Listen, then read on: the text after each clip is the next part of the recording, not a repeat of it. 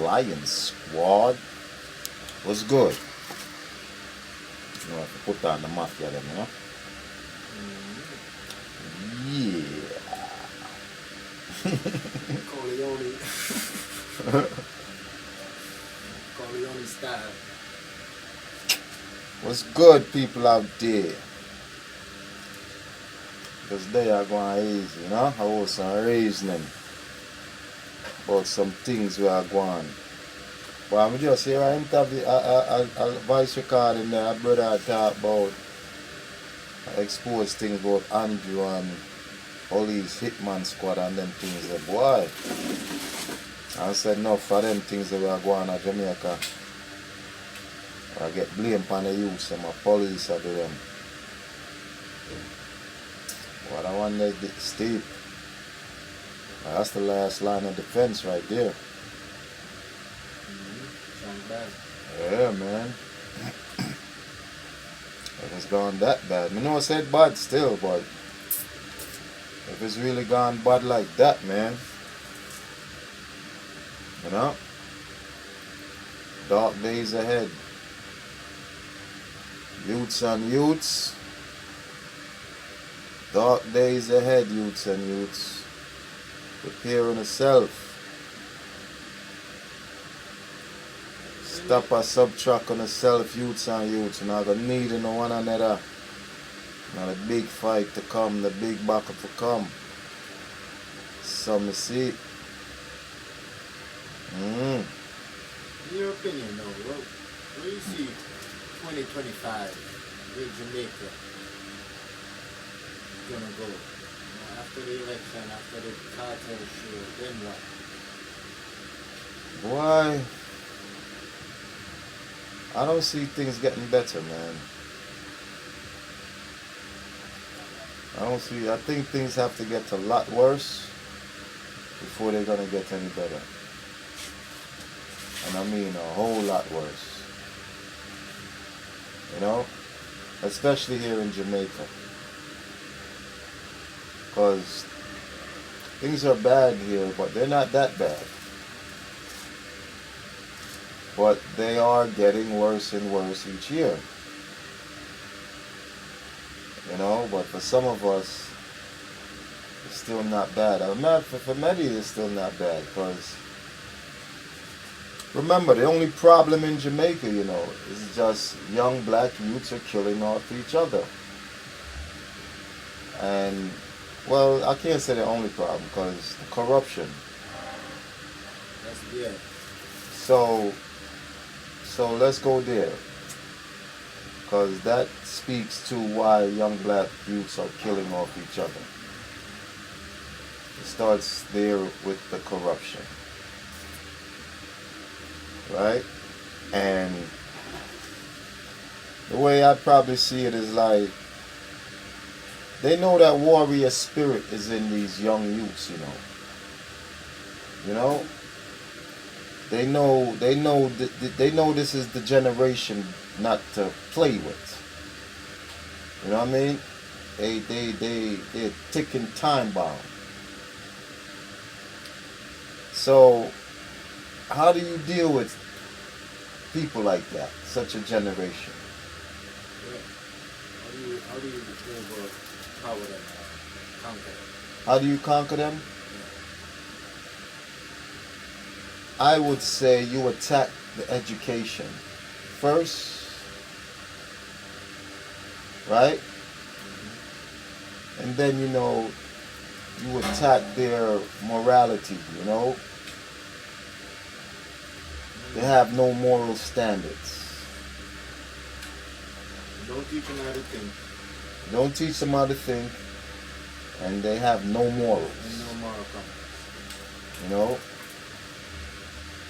That's the game plan, no? Yeah. And then you wave this carrot in front of them. Bling bling. The ultimate goal. You know what I mean? Forget education, because it's set now. You don't need education to get bling bling. You know? Call this a time, the age of easy money. Yeah, you know, you don't need to be nice or anything. You know? Any little stupid idea you can come up with, you dig? No matter how degrading it is.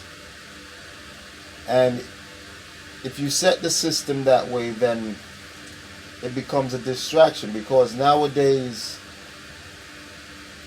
by the time it takes for us to realize or even hear about some corruption happening, it's long gone.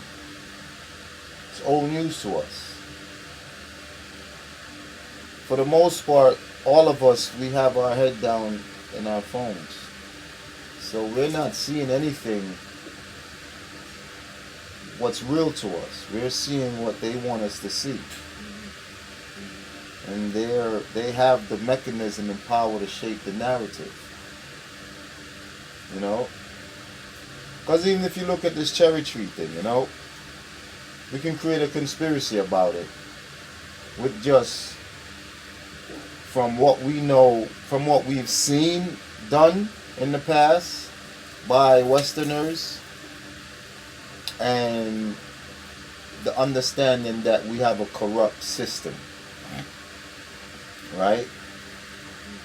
It wouldn't be impossible to believe that even that massacre was set up by the system somehow.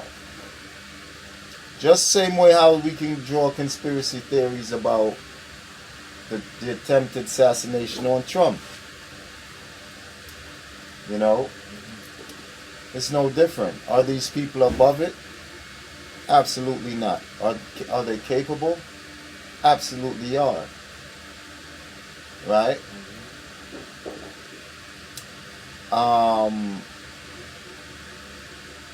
Does it make sense to do it?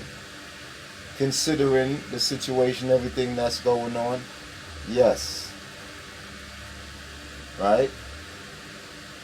So people in the time of, you know, political gains and stuff, people pull out all type of cards, man.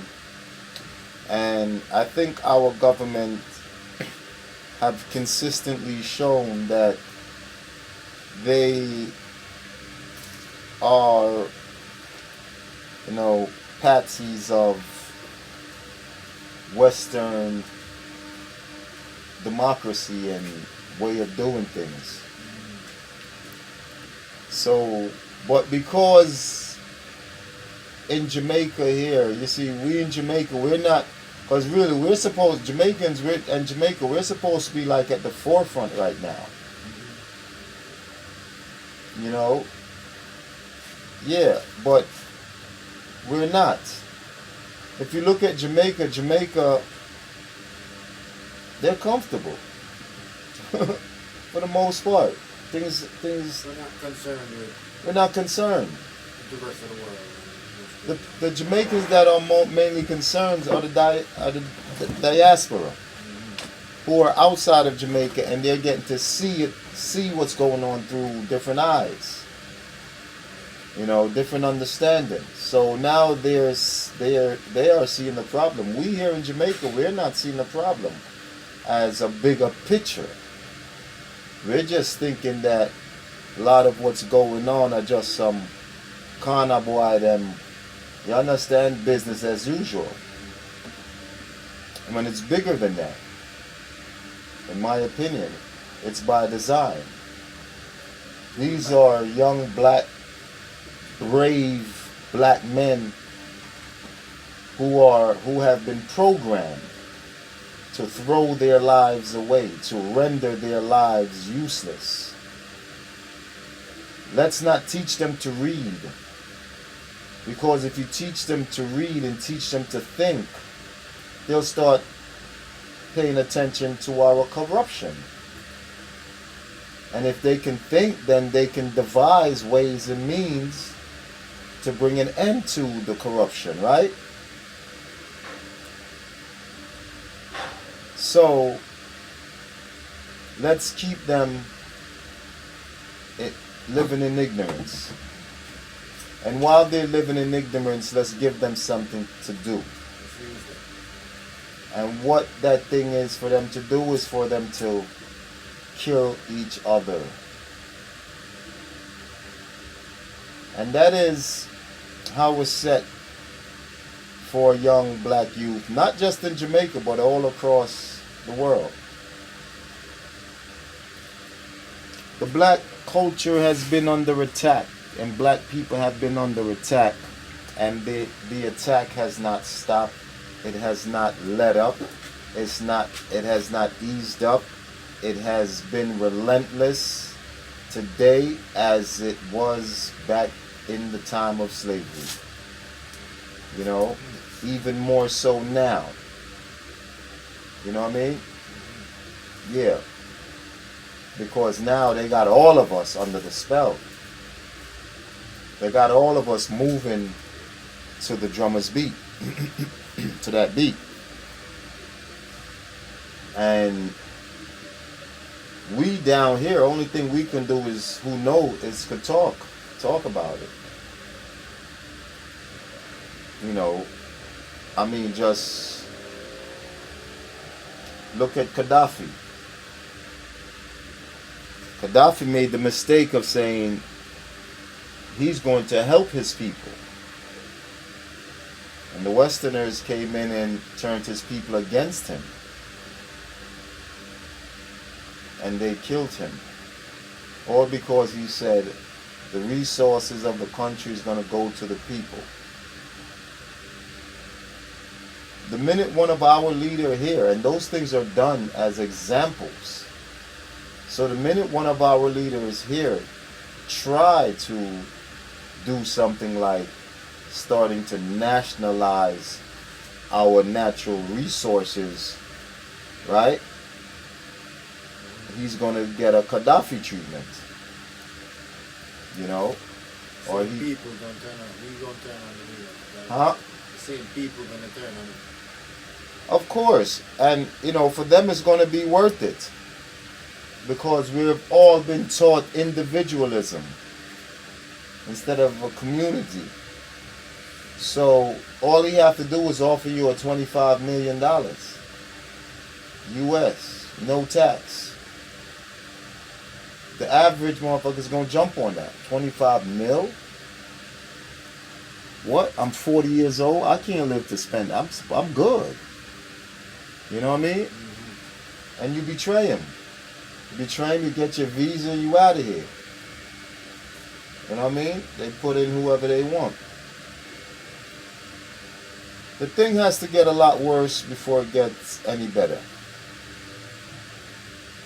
You know, that's my opinion.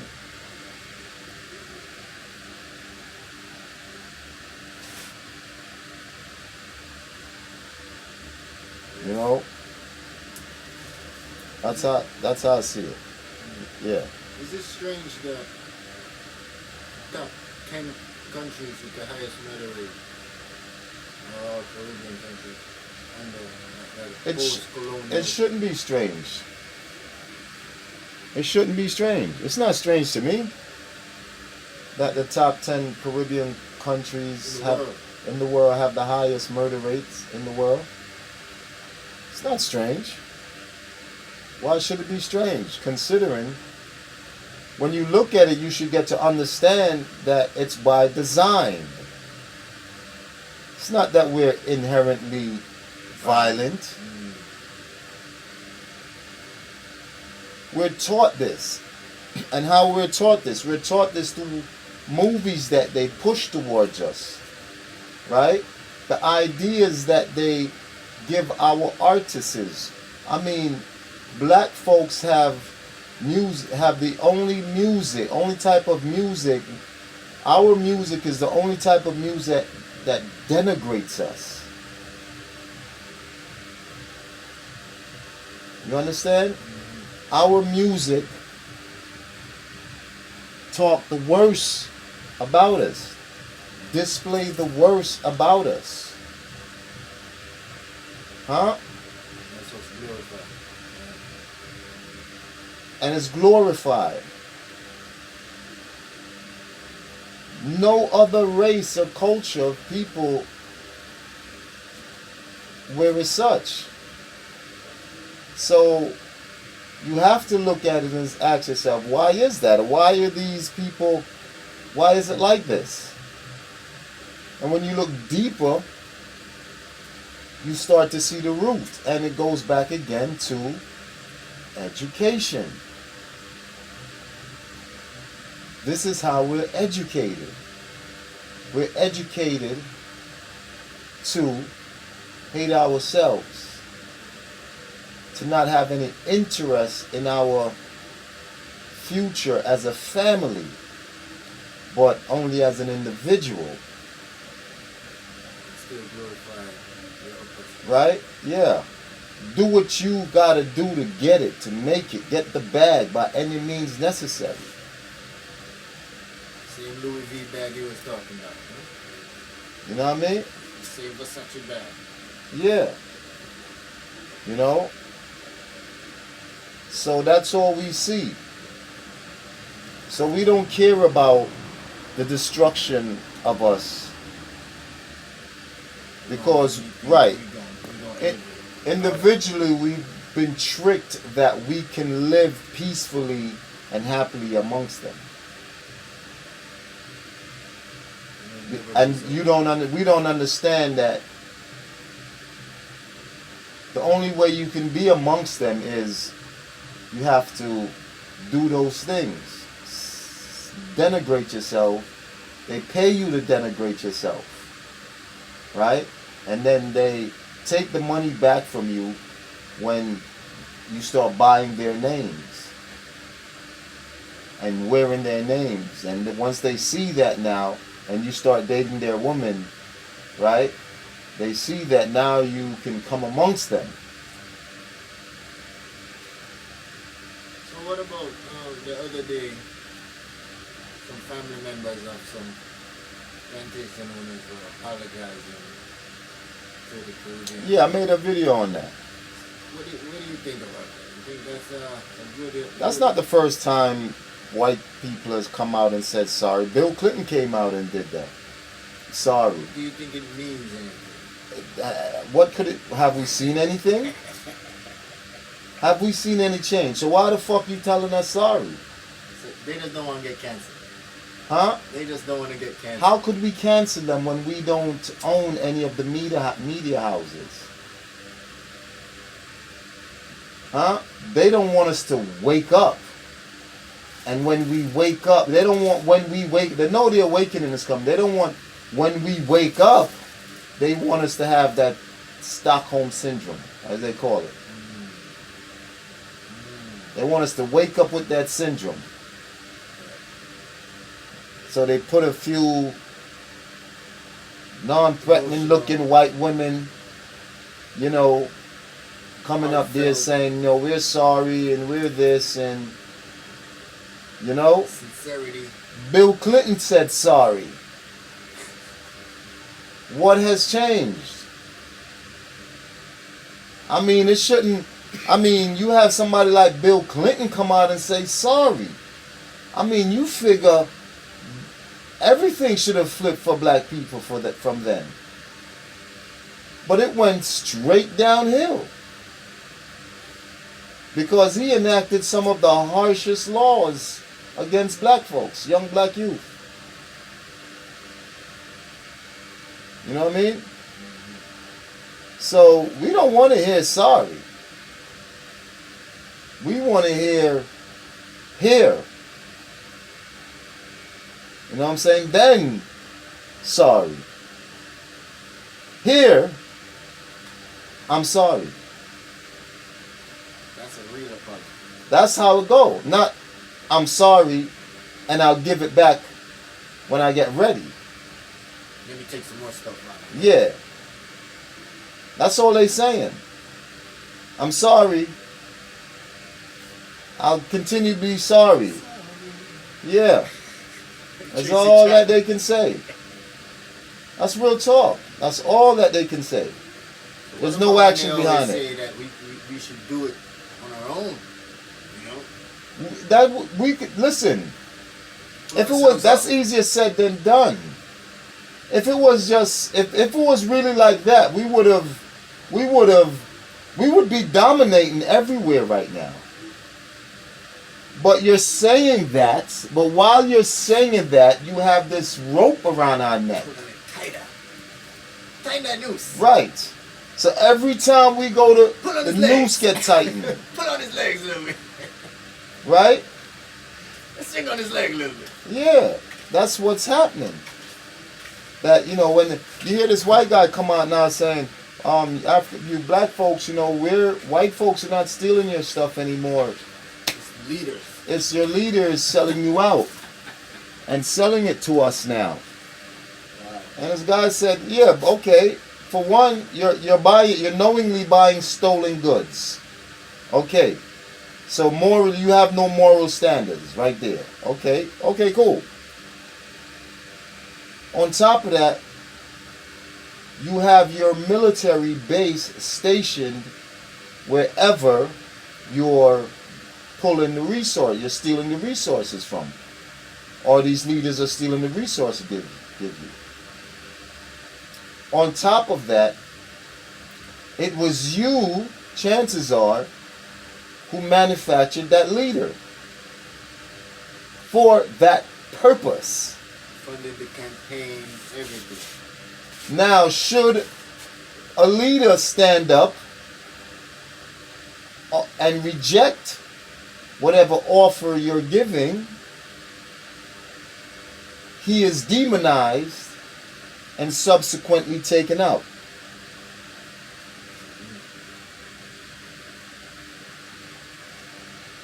The current example, Ibrahim Traoré, The Haitian president.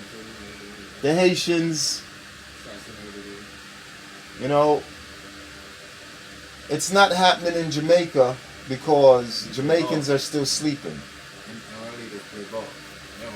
They don't Right. You know, but we're sleeping. We're allowing him to play. We're allowing our leaders to play ball, to lay down and rise out of bed with them every day in and day out. We're not making any noise about it. Jamaicans ain't got a rally in them nowhere. The only thing a Jamaican can rally for is a dead Don or an imprisoned Don.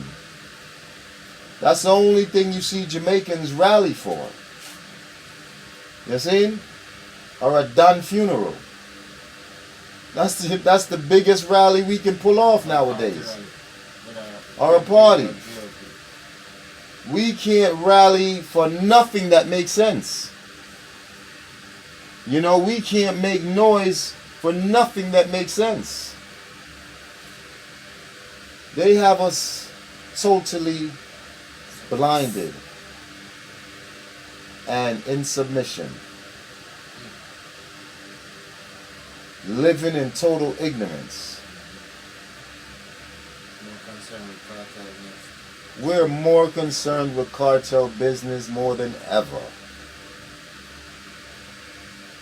You know what I mean? Yeah, let them have that. We got shit to do. We doing some work while they watch that. You know, whether he's a part of it or yeah, of course, whether he's a part of it or not, he's a distraction right now. He's gonna be used. Whether he wants or not, he is a distraction, and he's going to continue to be a distraction. Distraction from what's important to us. Unless he gets directly involved, recognize what it is, and get direct, then he will just play the position of a distractor. You know what I mean? I mean, he has the power to really flip Jamaica. What if God just flip it on them though? And flip it on the party and everybody. What would happen? Assassination or something like that? If cartel was, they couldn't I wouldn't let them assassinate him. No, you laugh. I ain't fucking joking. If cartel was to flip it on them, trust me, From insanity. I would have nothing else to live for. I'll lay my motherfucking life on the line. This is it. Let's go, nigga. Bring all my kids with me. Teach them how to aim and fire. And how to move tactically. There's nothing else. Nothing else in life would matter. But this now. If Cartel was to flip it on them, I'm telling you, I would not allow them. They could not kill him. I think you want to test that. Huh? I don't think he want to test that. You need to. See how serious I am. They couldn't kill him. They couldn't kill him. They would have to kill me. 250 right from there. They would have to kill me first. Yeah, but on some real shit though, like I said. You know, if he was to flip the script, like on some Ibrahim Torre shit, trust me, man. You know what I mean? I'm his #1 shield, man. Me and all of mines. You dig? Straight. Stopping anything towards him, man. You couldn't get within 100 yards of that nigga. You know what I mean? You see me running out. You know what I'm saying? Heavy artillery. 50 cal. You know what I'm saying? What you want with the boss? Huh? Yeah, everything. Air superiority, everything around us, man. Yeah. You know what I'm saying? This shit here would turn into Fort Knox overnight. Sloman shield 24/7 around that nigga. You know what I'm saying? Straight, man. I mean, what else would be there to live for, man? I mean, what else would be there to do? Because you know, this would be it. This is it. Jamaica too? This is it. This would be it. You know what I mean? Just call me. Just call me right away. Say, yo, Q, what's all that shit you was talking? Well, yeah, I'm ready. What's up? You know, we taking over the world or what? You know what I mean? Once I can detect he's serious, let's go, nigga. You know what I mean? Straight. You couldn't kill that nigga, and I'm around. That's for sure. You know, I make sure of that. But anyway, Lion Squad, see how we doing it here.